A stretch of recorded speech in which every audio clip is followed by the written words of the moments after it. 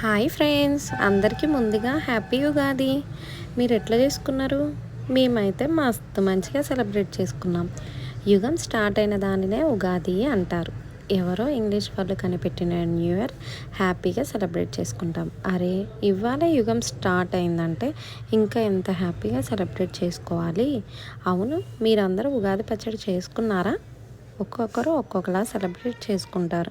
మరి మేము ఎట్లా చేసుకున్నామంటే ఓన్లీ షడ్రుచులే యాడ్ చేసుకున్నాం.